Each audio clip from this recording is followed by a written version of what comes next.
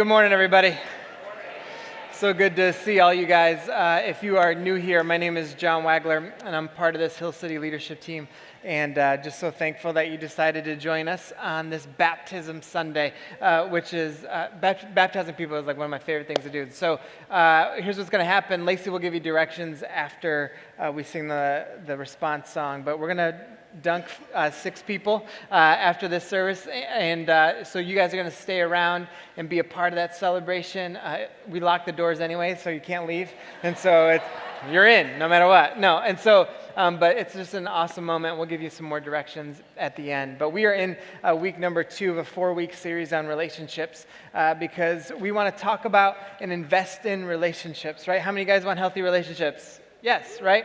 And so if you've been in a bad one, you know it stinks. And so but the reality is so many of us don't do anything to have healthy relationships. We don't invest in it. We don't think about it. We don't want to change, none of those things. And so what we want to do over these 4 weeks is help give some practical things, but also tie it into this message of Jesus. Because when you think about Jesus, and the essence of Christianity is this thought that it's the mending and restoration of a broken relationship, and now it's made whole.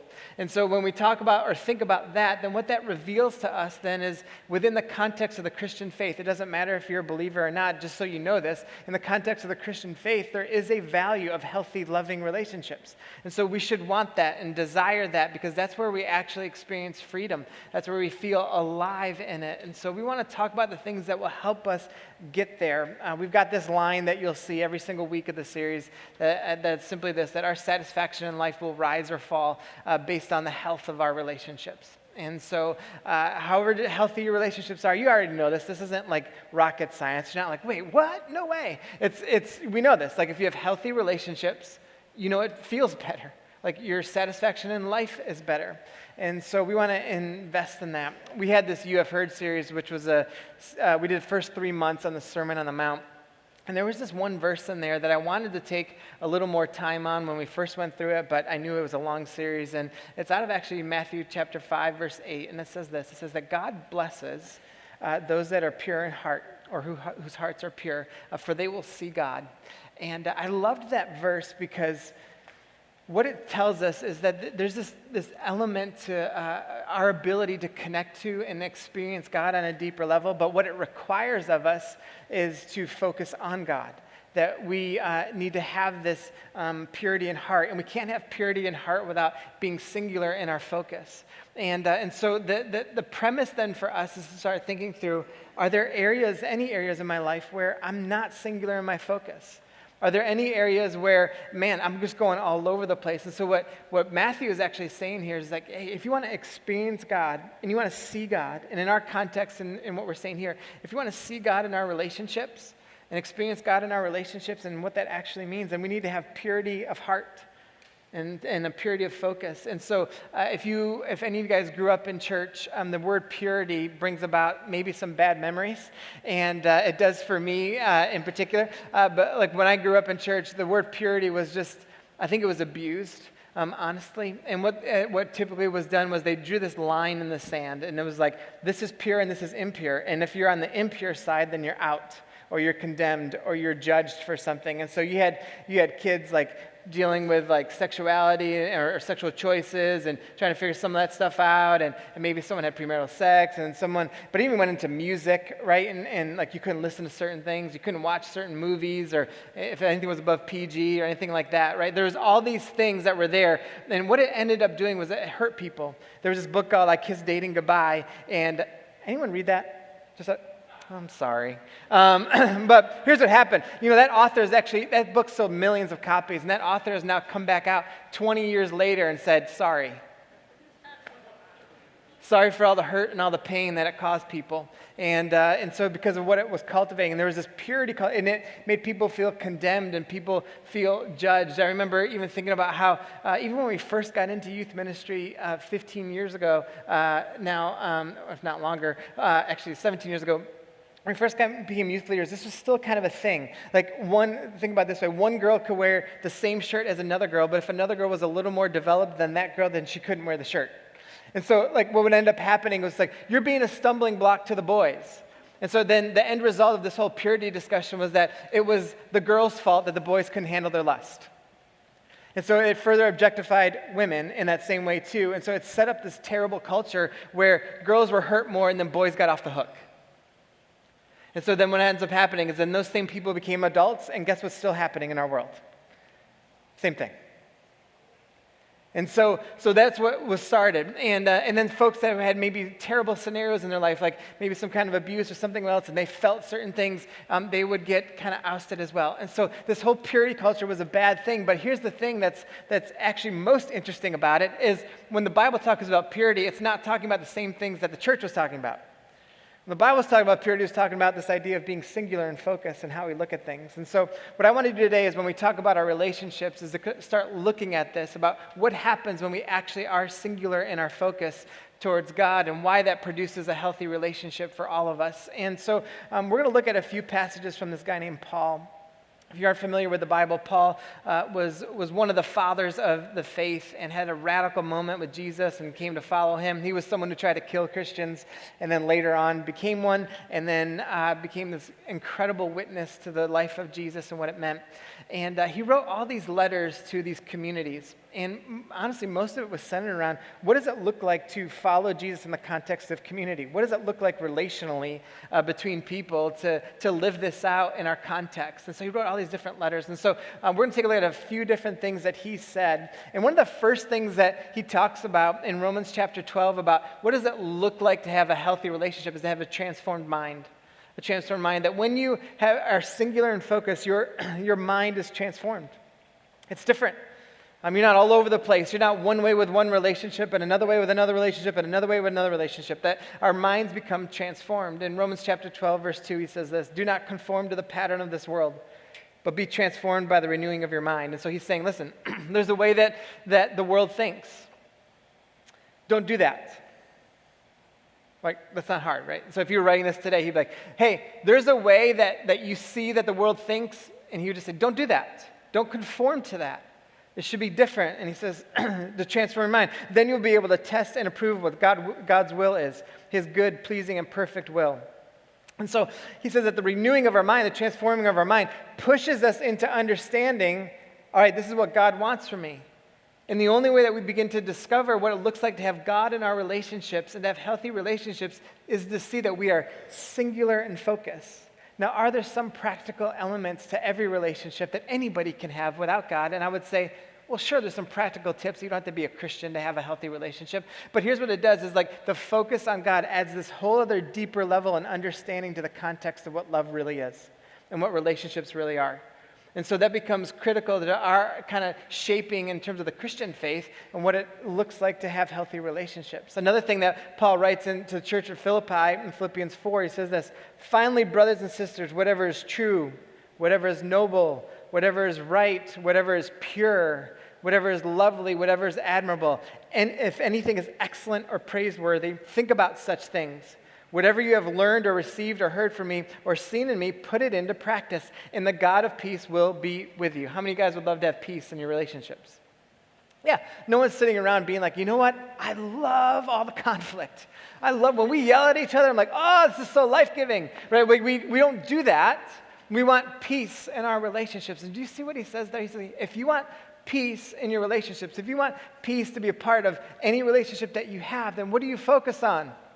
The good things, the pure things, things that are admirable, the things that are praiseworthy. We don't focus on the negative. We don't focus on the worry. We don't focus on the anxiety. We don't focus on all of those things, the stress and all those things that hurt us and become more negative and more pessimistic. He goes, no. We focus on the things that are good, the things that are lovely, the things that are pure. It takes on this whole other message of purity that we're missing out on. And so this transformed mind will allow us to actually think differently about ourselves. Now, this is going to probably sound a little, I don't know, it might feel a little selfish because we talk about so much about loving one another, right? Loving other people and everything else and serving other people. And absolutely, I'm 100% in on that. But here's what I also believe. We can't truly love other people until we love ourselves. You just can't. You can't do it. Because when you have like this negative opinion about yourself, when you're constantly pessimistic about yourself, when we do those things, you can't then fully like love somebody else. Because you've taken down your own self-identity so much. And so we need to learn what it means to actually love ourselves. And when we can love ourselves, then we can truly love other people. I mean, can you imagine if you hired somebody to just walk alongside of you every single day and just say, like, you're not good enough. Why did you do that? Look, they look better than you do. Can you imagine? They're just like walk the whole day, right? And you're like, you invested money in this. And you're just like, man, this is really great, right? You're just so negative. But isn't that what we do to ourselves so often? We're just walking along during the day, and what do? Internally, this is what's happening. We keep playing out this story. And we start believing that story, and we aren't focusing on things that are pure and noble and lovely and all those things. Our focus is going off of other things, and then there is no peace. Our minds are not transformed, and our relationships become unhealthy. And so it's important for us to respond in the correct way. And I think one of the things that really prevents us from loving ourselves is shame. Shame. I'm not going to ask you if you're dealing with shame today or anything like that, because here's what I know. If I were to say, hey, how many people are dealing with shame here today? A lot of folks in this room would be too ashamed to say that they're dealing with shame. And so, which brings up the first point to shame, that shame is always self-reinforcing. It's always self-reinforcing. We feel shame about what we think. We feel shame about something we've done. We feel shame about maybe something that's happened in our past. And then in our response to that shame is we hide. We lack vulnerability. We lack transparency, which are two of the things that are core elements to having healthy relationship and dialogue. And so we lack those things because of shame. And then we keep secrets. And then what secrets make us sicker. And then when we become sicker, what do? We want to hide more. We didn't feel more shame.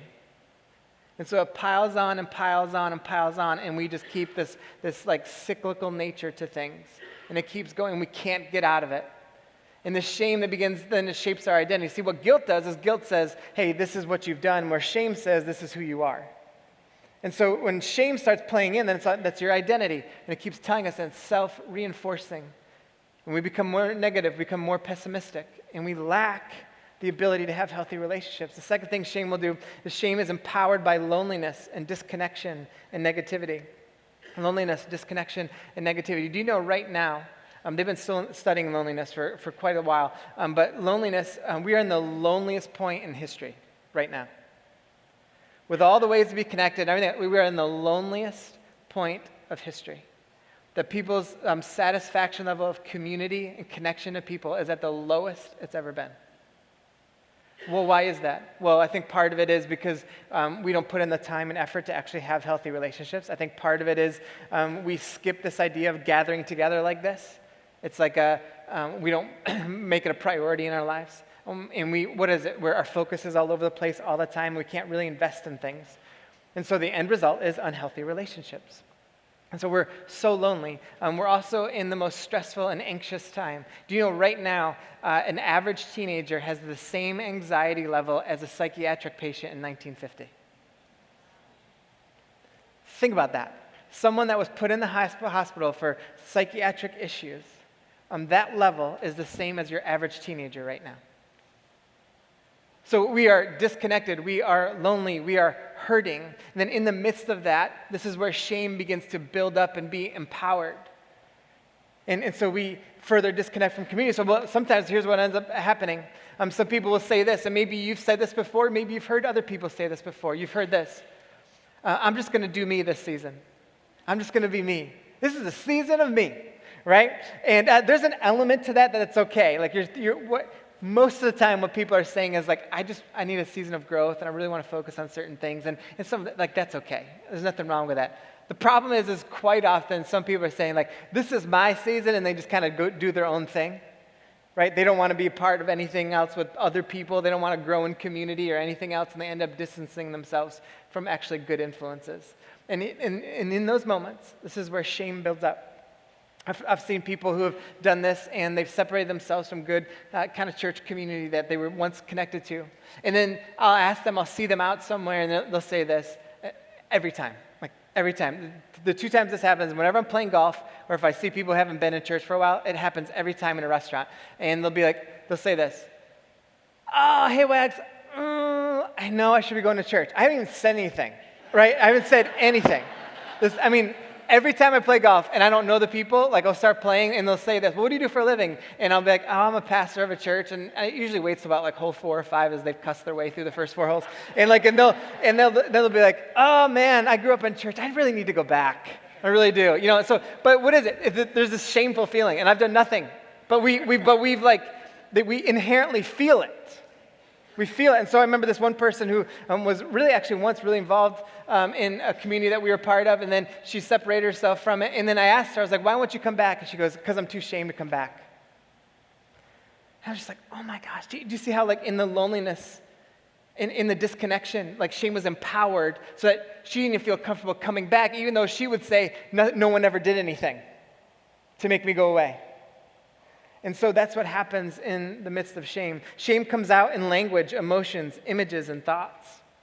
It comes out in our language as we start saying things like, we look at our grouping of friends, we might say stuff like this, because we're ashamed of like who we are, and we look at them like, oh, you're always the person that gets the breaks. Oh, you're the good-looking one. Oh, you're the skinny one. And it comes out in our language. It comes out in the way we view ourselves. It comes out in our emotions. We feel the unstable nature of our emotions and who we are in our relationships. It comes out even in our thoughts. We know what's going on in our thoughts, right? And so like shame starts manifesting itself this way. And the last one is this, that shame can't handle being around safe people. So here's what shame will do. Shame will say, don't share that with them. Even though they're safe, shame will tell you, don't share it with them, because they're gonna throw you out. Don't share it with them. They're going to hurt you more. Don't share it with them. And this is what shame does.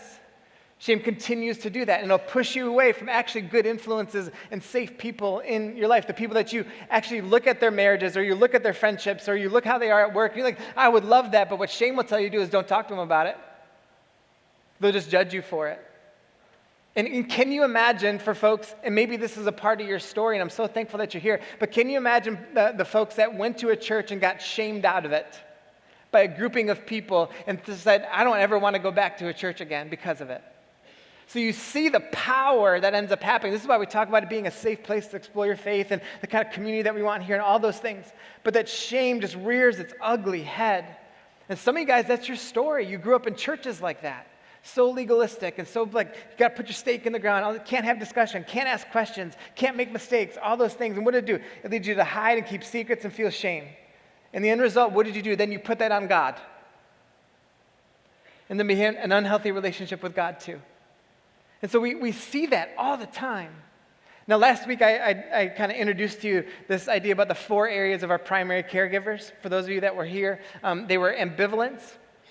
We all fall in one of these 4 categories, that your primary caregiver in life, they were either ambivalent, they were avoidance, they were scattered, or they were secure or stable, okay? And so there are things that go along with all of those. So everyone fits into this. Whoever your primary caregivers were when you were growing up, you fit into this category. We all fill into one of those categories. And we talked about how, there's no perfect parent. Every parent scars their kids.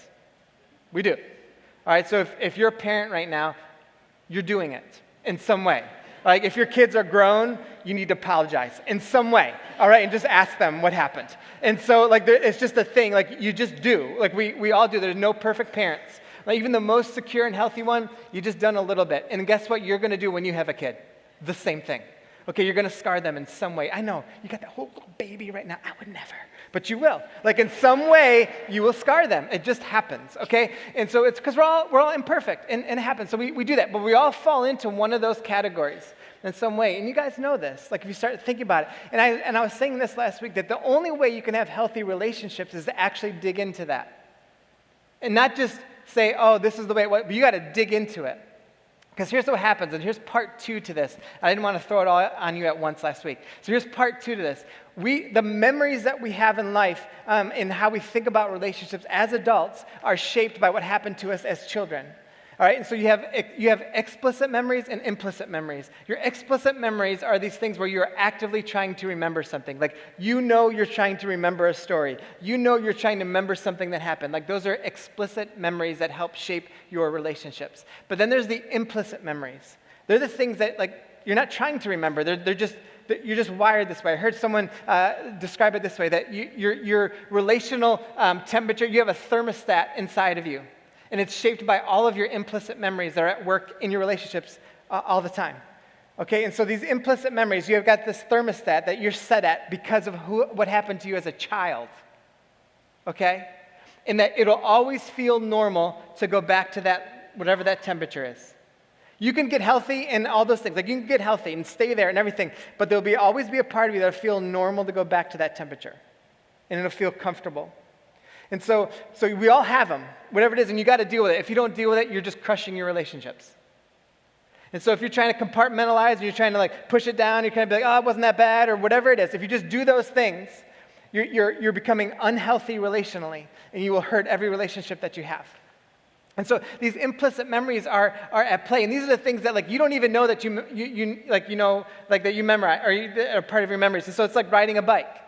Like, you don't get on a bike and like think to yourself, all right, I got to balance here, I got to put my foot on here. And that's like, for me, it's like, and then Lacey's on the back going, all right, buddy, here we go, right? Like, that's not what happens to ride a bike. What do? You get on a bike, you just ride it. You just inherently know how to do it. It's like, so that is us in relationships. Here's the thing about implicit memories. They shape 90 to 95% of your thoughts and actions relationally. Now, can a lot of the 5 to 10% that happens within it like help reshape and get healthy and all those things? Yes. But we've got to go back and see what happened in our relationships and see maybe some of the scarring that was there and see what maybe an unhealthy like childhood, why that impacts you so much right now. Like, we know this, why divorce hurts people. It hurts kids. And talk to a divorced person. And listen, for a chunk of my childhood, I grew up with a single mom. So you got to understand that I understand this part of it, and I understand, listen, she had a great guy come in later on to call dad now, and like he's been fantastic and all those things. And there's some incredible single parents. So this is not about making like a single parent feel bad or anything like this. But if you talk to someone who's been divorced and you ask them, would it be better if you had a healthy marriage around you for your kids? They're going to say yes. It's harder when you're divorced. It just is. It doesn't mean you can't, but it just is. The impact that it has on children because of what they see, it's harder for kids as they get older. It just is. It doesn't mean it can't be overcome. It doesn't mean it can't be healthy. It's just harder. And so it requires us to start thinking through, man, how have these things started shaping me? Because we can't just we can't do this. We can't start thinking about our past and our parents and our mom or our dad or whatever, and you can't call them up later today and be like, this is your fault. This is all your fault. Look who I am, right? We have personal accountability and responsibility in all of this. We do. But you do have to recognize what happened. You know, there are people in this room that have gone through very, very hard things relationally. You've gone through really rough marriages. You've gone through rough dating scenarios. You've gone through maybe abuse put on you. Maybe in your childhood was like really tough, and those things are hard, but those are things you have to deal with. You cannot hide. You've got to bring them to light. And then in the midst of that, when we're focused in the right places, then God begins to speak into those things. And then you start thinking differently about yourself, and your identity becomes completely different. And then that way, then you can have healthy relationships. It reshapes everything. So when we start thinking differently about ourselves, that enables us to then start thinking differently about others. Paul writes this letter to the church in Corinth, and he writes this, and he talks to them about team and what it looks like for the arm to function well, and the hands to function well, and the feet to function well, and everything, and how everything matters together. And then he says this about what it looks like to love one another in the context of community. He says this in 1 Corinthians 12. He says, this makes for harmony among the members so that all members care for each other. If one part suffers, all parts suffer. If one part is honored, all the parts are glad. So that when we're able to be like secure in who we are, and we have the right kind of identity and how we think about God and their purity of heart and purity of mind and our focus, then all of a sudden we start seeing things differently. Because rather than when someone's hurting, we don't say things like this. Well, if that was me, this is what I would do. I'd get over it. I just pull myself up and I'm out, right? When we do stuff like that, that reveals how much you're actually unhealthy. Now, again, it doesn't mean we can't push people to perseverance, and we can't push people to like fighting through things. I'm all for those things. But when that's your natural first reaction without suffering with somebody, it shows that we are unhealthy ourselves. In the same way, if it's flipped and we look and someone's like doing really well and they're being honored for something and you're thinking to yourself, well, why isn't that me? I was there too. Or I've done more than them, I should do. And when that's our mindset, we can't honor and be glad with people, and that shows what? How unhealthy we are. And so we've got to deal with those things. We can't just sit there and like let it simply pass by. So we start thinking differently about others. And here's the last part. We want things to be purposeful, or we're keeping it casual. All right? So when we're singular in our focus, we've got purity of heart, our minds are transformed, we start thinking differently about our own identity. And then we start thinking differently about other people. And then in every relationship we have, we see purpose over keeping it casual. Can you imagine with me if every relationship you've ever been into with friends or with dating somebody that this was your thought? I'm going to be purposeful in this relationship. Before I enter this friend grouping, I just want to be purposeful in this. Like, are these people going to bring me closer to Jesus? Are they going to bring me closer to like better choices and wiser choices? When I'm dating someone, is this person, like, can I be purposeful in me dating? And I'm not saying you got to go on the first date and being like, can I marry you? Can I not? I'm not, I'm going to, that's not, maybe that's you, I don't know. But like, that doesn't have to be your mindset. But what if you were purposeful in how you dated and you thought about it that way? Can you imagine, how many guys have made a mistake dating somebody? Right? Like, it's like so many. And so if you think about it that way, can you think about if you went into that first relationship thinking this, how does this person make me better? How does this person bring me closer to Jesus? And do we have purpose in why we're dating? Think about how many less mistakes we would have. Less stories that we laugh about right now, but we know have really hurt us. And so it would be very, very different.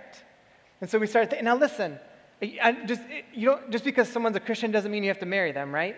Like, actually, sometimes it's like a hard no. So like, it's like, you sometimes be like, well, they love Jesus too, I guess I got to get married to them. I'm like, no, it's not going to be good, right? So like, that's not the thing, but like, you got to start thinking, like, do I have purpose in this? Can you imagine going to work and thinking to yourself, man, is there purpose here, or are we just keeping it casual? When I hear people ever saying this, like, oh, we're just dating, we're just keeping it casual. I'm like, no, don't do that. Like, we shouldn't have any relationship that we're just keeping it casual. We should have purpose in all of our relationships. That brings about the most fruit.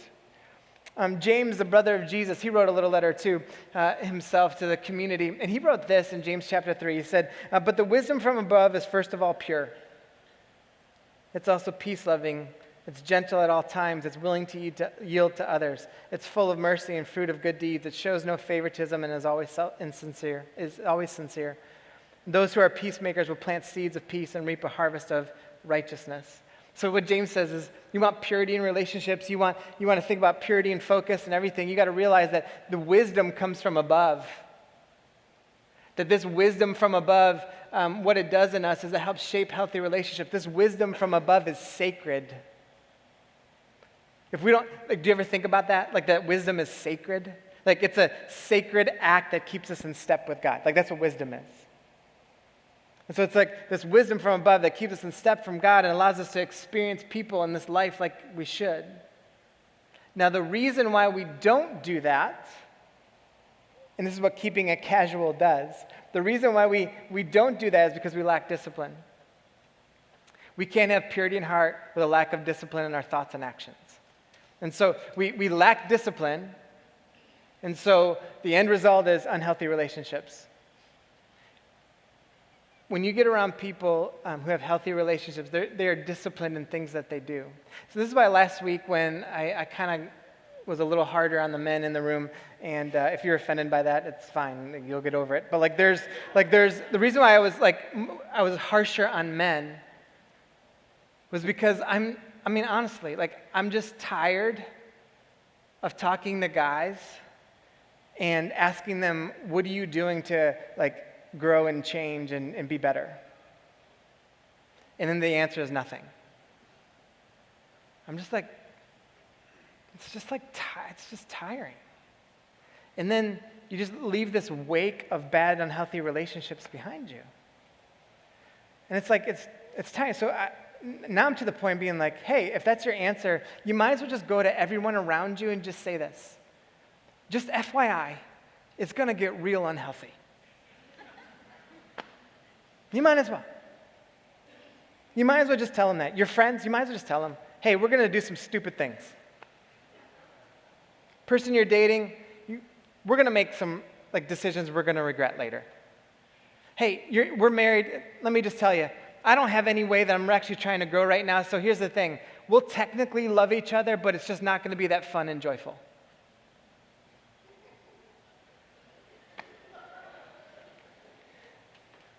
But that's the reality. Why? Because we lack discipline and we lack self-control.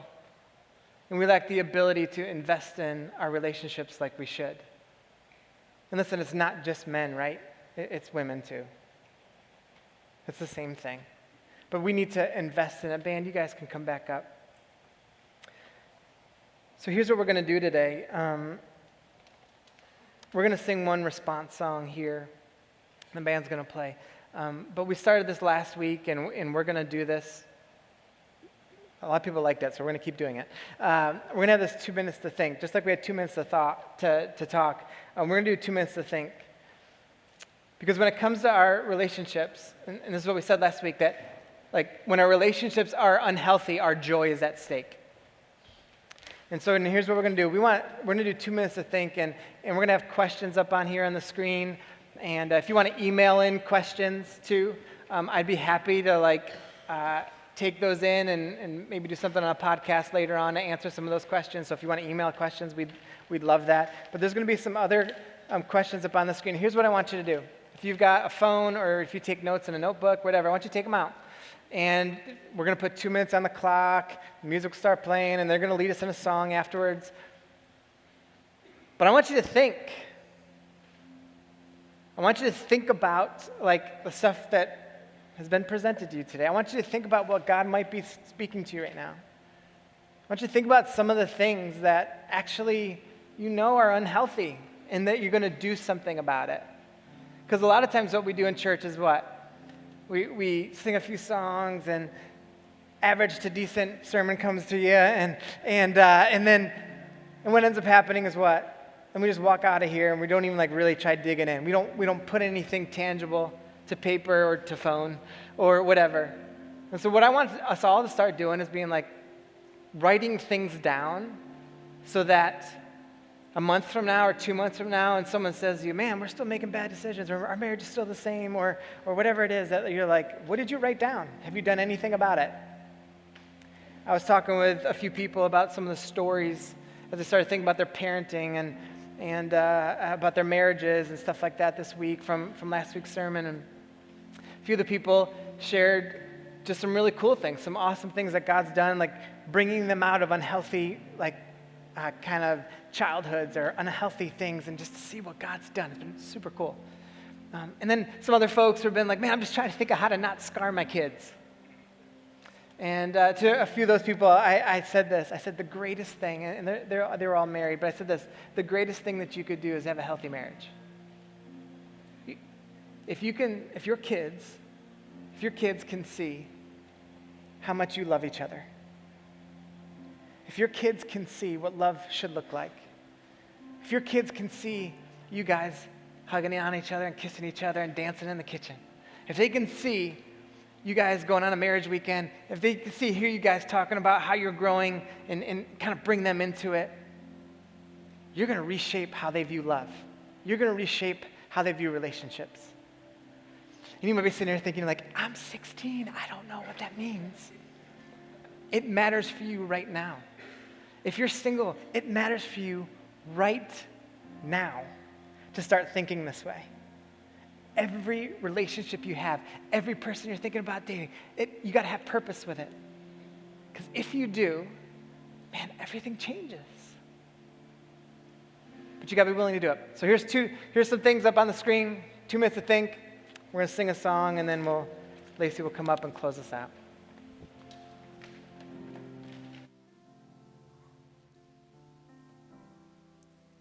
God, thank you. Thank you for the words to that song. Thank you that we can experience freedom. Thank you that we can be free from shame. Thank you that we can be free to be healthy and experience life fully. Because you have chosen us. You have not forgotten us. And God, when our eyes are fixed on you, we know who we are. We can believe that we are who you say we are, that we are your children, that you love so much. And so, God, for those of us in this room that are wrestling with shame, that are wrestling with loneliness, Lord, I pray that they would feel your presence so clearly and so strongly, and that they would know that they are not alone this morning, and that there is freedom in you, and that we just have to fix our eyes on Jesus, because you're the answer. You're the answer to all of it.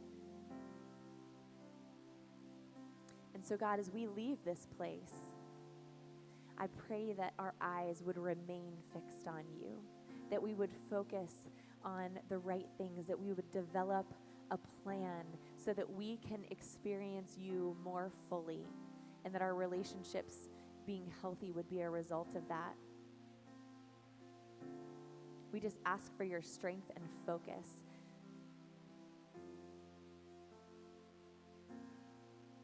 Thank you so much, Jesus, for all of this and for the freedom that you offer. In your name, amen. All right.